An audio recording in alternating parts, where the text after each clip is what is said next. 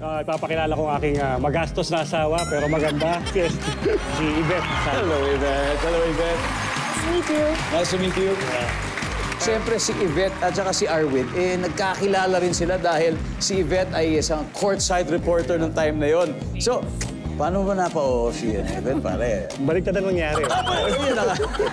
Joke lang. Ay, yung daddy niya, coach din ng FEU dati. Yes. Si daddy, kilala ko na rin, pero hindi ko alam na maganda siyang anak. May nakita ko yung maganda niyang anak, kaya hindi na ako nagdalawang isip. Iniwan ko na yung basketball. Ayan naman talaga. Yan naman talaga. Ano ba ang first impression mo, Yvette, sa kanya noon? Oh, he's a very, kasi, parang family-oriented person.